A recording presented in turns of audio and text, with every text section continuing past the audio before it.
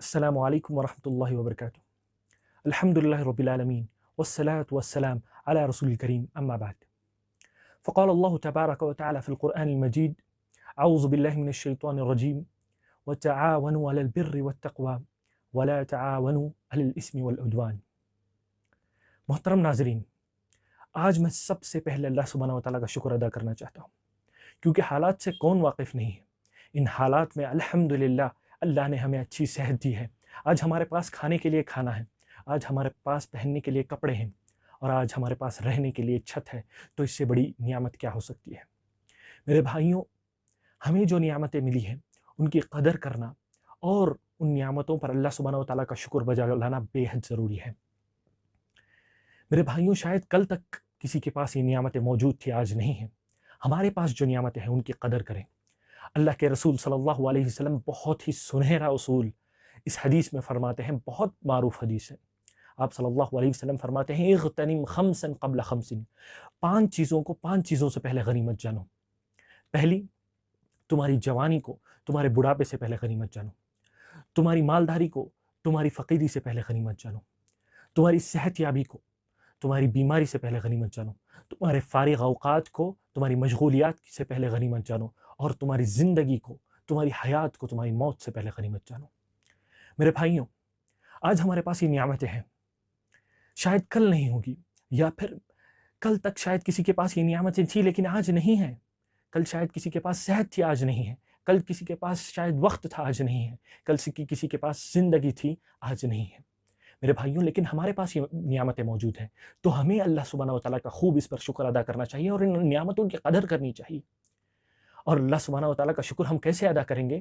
صرف یہ کہہ کے کہ اللہ تیرا شکر ہے۔ صرف اتنا کہنے سے کیا ان تمام نعمتوں کا جو بہت عظیم ہے، کیا ان نعمتوں کا شکر ادا ہو جائے گا؟ صرف یہ کہنے سے کہ اللہ سبحانہ و تعالیٰ تیرا شکر ہے؟ نہیں میرے بھائیوں، اللہ سبحانہ و تعالیٰ کا شکر ادا کرنے کا طریقہ یہ نہیں ہے۔ اللہ سبحانہ و تعالیٰ قرآن میں فرماتا ہے: فَإِن شَكَرْتُمْ لَأَزِيدَنَّكُمْ وَلَئِن كَفَرْتُمْ إِنَّ عَذَابِي لَشَدِيدٌ۔ اگر تم میرا شکر بجا لاؤ گے، اگر تم میری نعمتوں جو تمہیں ملی ہے، اگر اس پر تم میرا شکر بجا لاؤ گے تو میں ان نعمتوں میں مزید عطا کروں گا۔ اگر آپ کے پاس رزق ہے، اگر آپ شکر ادا کریں گے، اللہ سبحانہ و تعالیٰ اور دے گا۔ اگر آپ کے پاس زندگی ہے، اللہ سبحانہ و تعالیٰ کا اگر آپ اس پر شکر بجا لائیں گے تو اس زندگی میں اور برکت آئے گی۔ اور اسی طرح اللہ نے فرمایا: اگر تم میری نعمتوں کو جھٹلاؤ گے، میری نعمتوں کی ناقدری کرو گے تو یاد رکھیں ان عذابی لشدید، بے شک اللہ سبحانہ و تعالیٰ کا عذاب بہت سخت ہے۔ اللہ ہمیں محفوظ رکھے، اللہ ہمیں اللہ کے مشکورین جو بندے ہیں ان میں سے بنائے، اللہ سبحانہ و تعالیٰ کا شکر ادا کرنے والے جو بندے ہیں ان میں سے ہمیں شمار کریں۔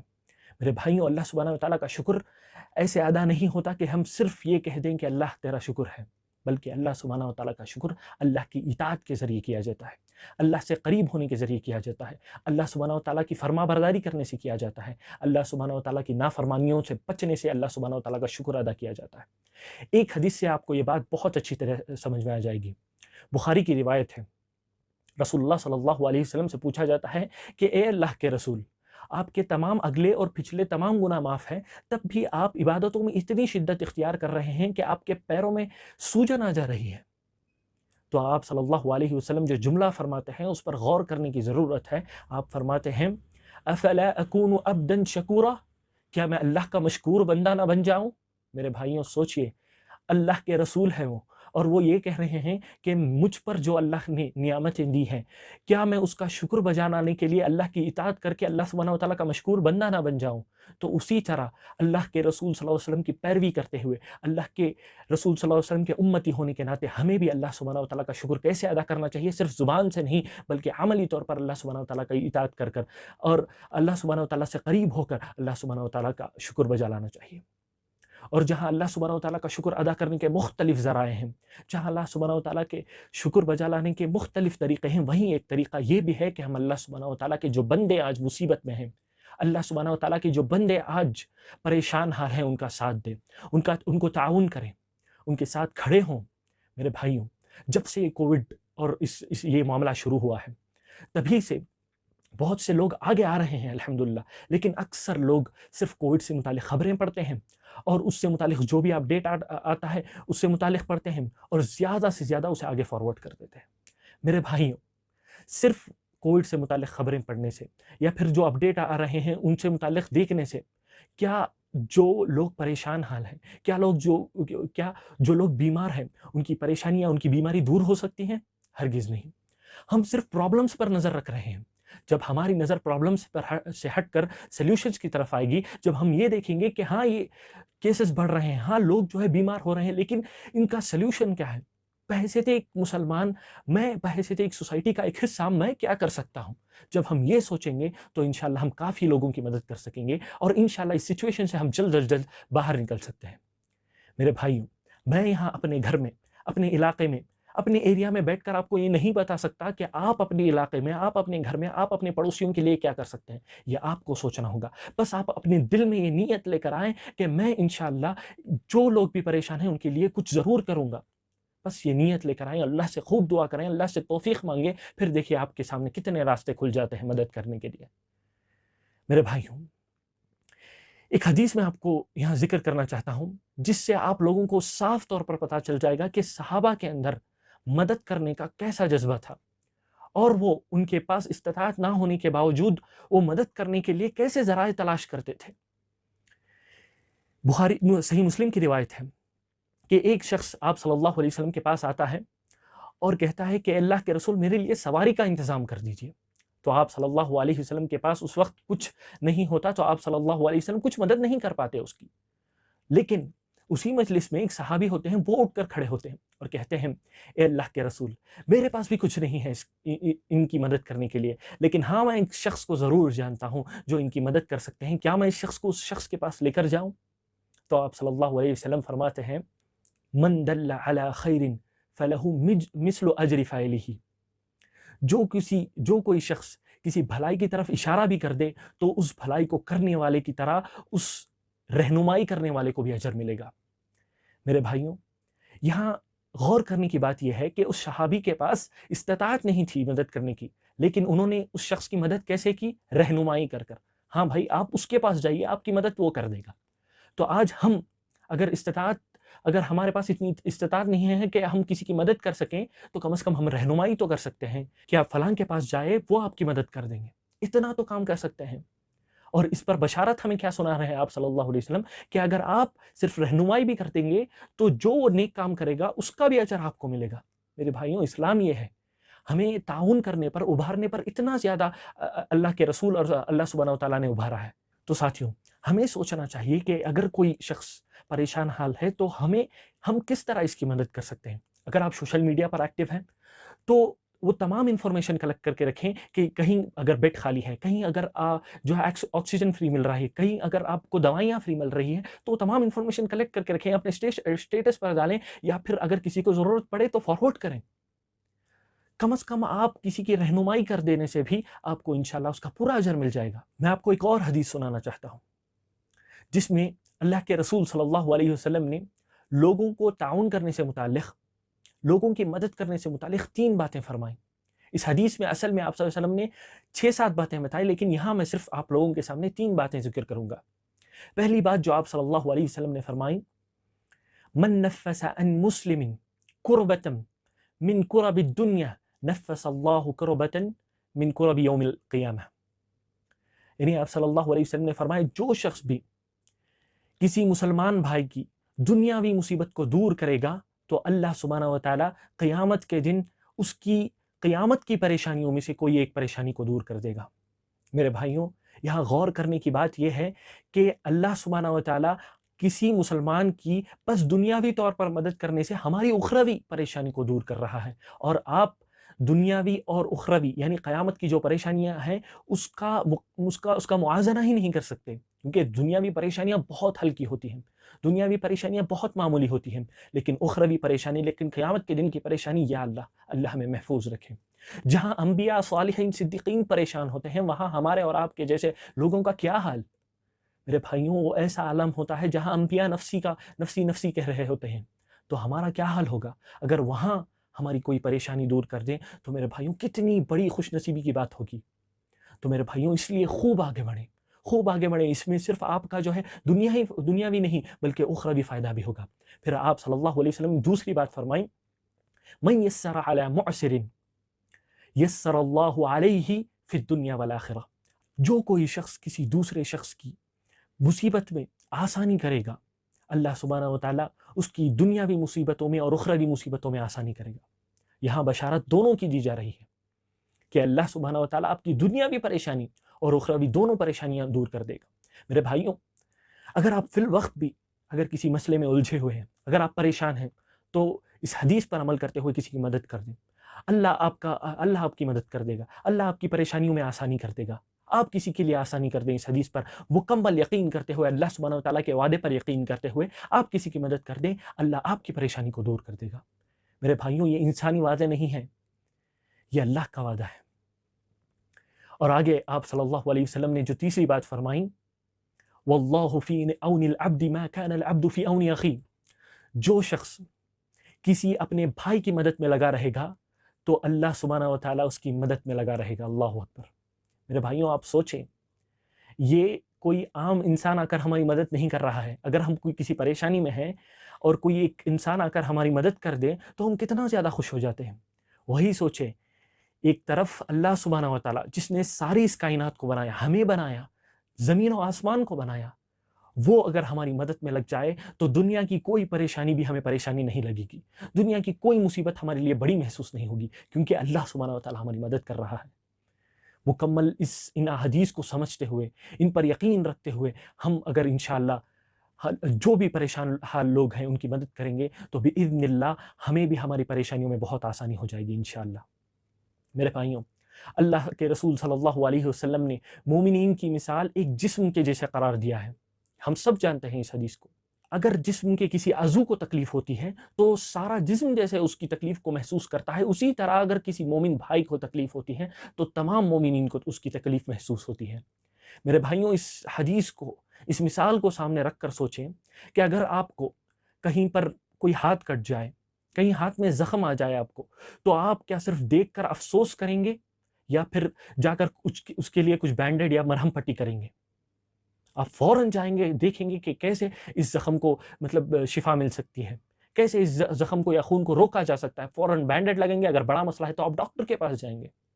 میرے بھائیوں، جب آپ اپنی جسم کے لیے اس طرح سوچتے ہیں اور آپ یہ بات بھی مانتے ہیں کہ ہم مومنین ایک جسم کی طرح ہیں، تو میرے بھائیوں، اگر کوئی مومن بھائی آپ کا پریشان ہے تو اسے اپنا جسم کا حصہ سمجھتے ہوئے اس کے لیے تعاون کرنے کے لیے کھڑے ہونا چاہیے۔ صرف افسوس نہیں کرنا چاہیے کہ میرا بھائی پریشان حال میں ہے اور ہاتھ پر ہاتھ دھر کر بیٹھنا نہیں چاہیے، بلکہ یہ سوچنا چاہیے کہ میں اس کی کیسے مدد کر سکتا ہوں، یہ میرا جسم کا حصہ ہے، میں کیسے اس جسم کے حصے کو اس پریشانی سے دور کر سکتا ہوں، یہ سوچنا چاہیے۔ ہم یہ سمجھ لیتے ہیں کہ اگر ہمارے بینک میں لاکھوں روپے پڑے ہوں یا پھر ہم کسی بڑے عہدے پر فائز ہوں تب ہم جا کر کسی کی مدد کریں گے۔ نہیں میرے بھائیوں، اپنی استطاعت کے مطابق، اپنی وسعت کے مطابق جتنا آپ سے ہو سکے مدد کریں۔ اللہ آپ کا حامی ہے، اللہ آپ کو بہت نوازے گا، اللہ آپ کے تمام پریشانیوں کو دور کر دے گا۔ اسی سے متعلق میں آپ کو ایک حدیث سنانا چاہتا ہوں کہ صحابہ اپنی طاقت کے بقدر کیسے دوسروں کی مدد کرتے تھے، کہ صحابہ کتنا زیادہ ایک دوسرے کی مدد کے لیے آگے بڑھتے تھے۔ میرے بھائیوں، صحیح بخاری کی حدیث ہے، آپ صلی اللہ علیہ وسلم کے پاس ایک شخص بھوک کی شکایت لے کر آتا ہے۔ آپ صلی اللہ علیہ وسلم تمام امہات المومنین کے گھر بھجوا کر پوچھتے ہیں کہ کیا گھر میں کچھ ہے؟ تو آپ صلی اللہ علیہ وسلم کی تمام بیویوں کے پاس سے یہی جواب آتا ہے کہ گھر میں کچھ نہیں ہے۔ یا اللہ! تو پھر آپ صلی اللہ علیہ وسلم یہ اعلان کرتے ہیں کہ کیا کوئی شخص ہے جو اس شخص کو اپنے گھر مہمان ٹھہرائے گا؟ تو فوراً ایک صحابی اٹھ کر کہتے ہیں، اے اللہ کے رسول، میں اس شخص کو اپنے گھر مہمان بنا کر لے جاؤں گا۔ تو فوراً وہ صحابی اس شخص کو لے کر اپنے گھر پہنچتے ہیں اور جا کر اپنی بیوی سے کہتے ہیں، اللہ کے رسول کا مہمان آیا ہے، جو کچھ ہے گھر میں سب نکالو۔ تو بیوی کی طرف سے جو جواب آتا ہے، وہ ان کی بیوی کہتی ہے کہ گھر میں کچھ نہیں ہے سوائے بچوں کے کھانے کے، سوائے بچوں کے کھانے کے گھر میں کچھ نہیں ہے۔ تو صحابی رسول کہتے ہیں، بچوں کو ایسے ہی بھوکا سلا دو اور وہ بچوں کا کھانا جو ہے وہ اس شخص کے سامنے حاضر کر دو اور چراغ بھی بجھا دو تاکہ اس شخص کو یہ نہ لگے کہ ہمارے پاس کھانے کے لیے کھانا نہیں ہے۔ میرے بھائیوں، یہ کوئی کہانی نہیں ہے۔ ایک ماں بھوکی سو سکتی ہے لیکن اپنے بچوں کو بھوکا سلانا اسے گوارا نہیں ہے، لیکن بس ایک دوسرے شخص کے تعاون کی خاطر وہ ماں اور وہ صحابی ابھی اپنے بچوں کو بھوکا سلا کر اس کے سامنے سارا کھانا پیش کر دیتے ہیں۔ اور جب وہ صحابی دوسرے دن آپ صلی اللہ علیہ وسلم کے پاس پہنچتے ہیں تو آپ صلی اللہ علیہ وسلم ان کو دیکھ کر فرماتے ہیں کہ اللہ نے جو تم دو میاں بیوی نے کل رات میں معاملہ کیا ہے، اللہ نے اس پر تعجب کیا ہے، اللہ بلکہ یہ بھی لفظ آتا ہے کہ اللہ نے اس پر مسکرایا ہے۔ اور اللہ سبحانہ وتعالیٰ نے قرآن میں یہ آیت نازل کی وَيُؤْثِرُونَ عَلَىٰ أَنفُسِهِمْ وَلَوْ كَانَ بِهِمْ خَصَاصَةٌ، یعنی شدید بھوک ہونے کے باوجود بھی، معمولی بھوک نہیں، شدید بھوک ہونے کے باوجود بھی وہ اپنے نفس پر ترجیح دیتے ہوئے دوسروں کو کھلاتے ہیں، وہ اپنے نفسوں پر ترجیح دیتے ہیں۔ میرے بھائیوں، یہاں غور کرنے کی بات یہ ہے کہ اس صحابی نے مدد کرنے سے انکار نہیں کیا، اپنی جتنی طاقت تھی اس کے بقدر مدد کی، اپنی جتنی حیثیت سی اس کے بقدر اس شخص کی مدد کی۔ تو میرے بھائیوں، ہمیں بھی اسی طرح مدد کرنے کے لیے آگے آنا چاہیے، جتنی ہماری طاقت ہے اتنا تو کم از کم مدد کرنے کے لیے آگے آنا چاہیے۔ پھر اللہ سبحانہ وتعالیٰ ہمیں اتنا رزق دے گا، اللہ سبحانہ وتعالیٰ اتنی برکتیں دے گا کہ انشاءاللہ ہمارے ہاتھ کم پڑ جائیں گے ان کو سمیٹنے کے لیے۔ اور ساتھیوں، آج ایک دو شخص بیمار نہیں ہیں، آج ہر گلی میں، ہر گھر میں کوئی نہ کوئی بیمار ہے، ہر علاقے میں مطلب اکثر لوگ جو ہے اس بیماری کا شکار ہو گئے ہیں۔ تو ہمیں جہاں ہم انفرادی طور پر مدد کر رہے ہیں اس کے بجائے اگر ہم اجتماعی طور پر اس بیماری کا سامنا کرتے ہوئے لوگوں کی مدد کریں گے تو ہمارا کام جو ہے بہت مؤثر ہوگا، اور انشاءاللہ ہم ان تمام مشکلات سے بہت جلد باہر نکل سکتے ہیں، کیونکہ آپ صلی اللہ علیہ وسلم اور صحابہ نے بھی جہاں پر انفرادی مدد کی، وہیں اگر ضرورت پڑی تو آپ صلی اللہ علیہ وسلم اور صحابہ نے اجتماعی طور پر بھی مدد کی۔ اس کی مثال رسول اللہ صلی اللہ علیہ وسلم کے پاس ایک قبیلہ آتا ہے، جیسے ہی آپ صلی اللہ علیہ وسلم کی نظر اس قبیلے پر پڑتی ہے، آپ صلی اللہ علیہ وسلم کے چہرے کا رنگ بدل جاتا ہے۔ کیوں؟ کیونکہ وہ قبیلے کی حالت اتنی بری ہوتی ہے کہ ان کے کپڑے پھٹے ہوئے ہوتے ہیں، وہ اتنی زیادہ ان کو بھوک کی شدت ہوتی ہے کہ وہ چل نہیں پاتے۔ میرے بھائیوں، یہ حالت دیکھ کر آپ صلی اللہ علیہ وسلم پریشان ہو جاتے ہیں، اتنا زیادہ پریشان ہو جاتے ہیں کہ آپ صلی اللہ علیہ وسلم کبھی باہر جا رہے ہیں، کبھی اندر آ رہے ہیں، ان کی فکر کر رہے ہیں آپ صلی اللہ علیہ وسلم۔ اور اسی حالت میں آپ صلی اللہ علیہ وسلم بلال رضی اللہ عنہ کو بلاتے ہیں اور کہتے ہیں اذان دو، اور پھر اذان دینے کے بعد آپ صلی اللہ علیہ وسلم نماز پڑھاتے ہیں، اور پھر اس کے بعد آپ صلی اللہ علیہ وسلم خطبہ ارشاد کرتے ہیں اور لوگوں سے یہ فرماتے ہیں کہ اگر کسی کے پاس درہم ہے تو درہم لائیں، اگر کسی کے پاس دینار ہے وہ دینار لائیں، اگر کسی کے پاس اناج ہے تو اناج لے کر آئیں۔ آپ صلی اللہ علیہ وسلم فرماتے ہیں وَلَوْ بِشِقِّ تَمْرٍ، اگر کسی کے پاس کھجور کا ایک ٹکڑا بھی ہے تو وہ بھی لے کر آئیں۔ تو ایک صحابی، انصار میں سے ایک صحابی اٹھتے ہیں اور فوراً جا کر ایک بڑا تھیلا لے کر آتے ہیں، اور وہ اتنا بھاری ہوتا ہے کہ وہ اٹھانے سے تھک جاتے ہیں، بمشکل وہ لے کر آپ صلی اللہ علیہ وسلم کی خدمت میں لا کر پیش کرتے ہیں۔ اس صحابی کو دیکھ کر دیگر لوگ بھی دھیرے دھیرے کر کے الحمدللہ بہت سی چیزیں لا کر آپ صلی اللہ علیہ وسلم کی خدمت میں پیش کرتے ہیں، اور دیکھتے دیکھتے دو ڈھیر جمع ہو جاتے ہیں، ایک کپڑوں کا، ایک کھانے پینے کی اشیاؤں کا۔ تو آپ صلی اللہ علیہ وسلم کا چہرہ دھیرے دھیرے، آپ صلی اللہ علیہ وسلم کے چہرے میں بشاشت آنے لگتی ہے، آپ صلی اللہ علیہ وسلم خوش ہو جاتے ہیں۔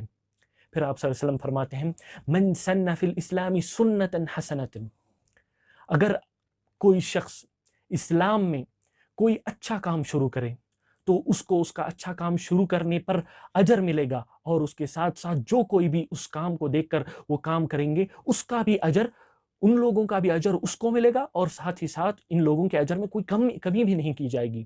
پھر آگے آپ صلی اللہ علیہ وسلم نے فرمایا وہیں پر اگر کوئی شخص کوئی برے کام کی شروعات کرے تو اس برے کام کا اسے بھی گناہ ملے گا، اور ساتھ ہی ساتھ جو لوگ بھی اس برے کام کو دیکھ کر اسے فالو کریں گے ان لوگوں کا بھی گناہ اسے ملے گا، اور ان لوگوں کے گناہ میں کوئی کمی نہیں کی جائے گی۔ ساتھیوں، یہاں حدیث یہ ذکر کرنے کا مقصد یہ ہے کہ یہاں ایک یا دو فرد مطلب محتاج نہیں تھے، ایک پورا قبیلہ آیا تھا جو آپ صلی اللہ علیہ وسلم کے خدمت میں آیا تھا، اور تمام کے تمام محتاج تھے، تمام کو جو ہے نا مدد کی ضرورت تھی، تو اس لیے آپ صلی اللہ علیہ وسلم نے کیا کیا؟ اجتماعی طور پر مدد کی۔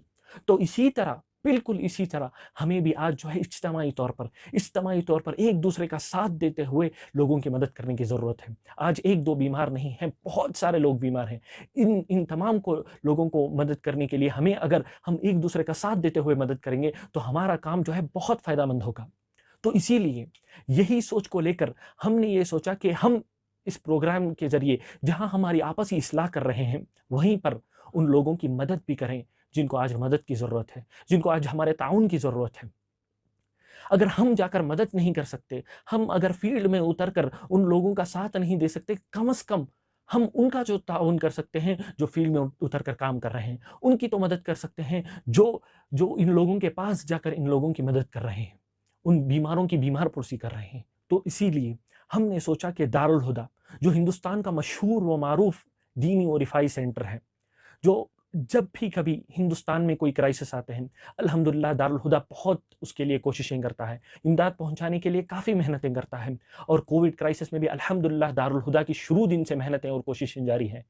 تو ہم اگر ان کا تعاون کریں گے، اگر ہم ان کے ساتھ کھڑے ہوں گے تو انشاءاللہ یہ بہت سے لوگوں کو فائدہ پہنچا سکیں گے۔ بس ہمیں یہ سوچنا چاہیے کہ ہم دارالہدیٰ کو سپورٹ کر کے کتنے لوگوں کو آسانی پیدا کر سکتے ہیں، تو ہمیں یہ موقع گنوانا نہیں چاہیے۔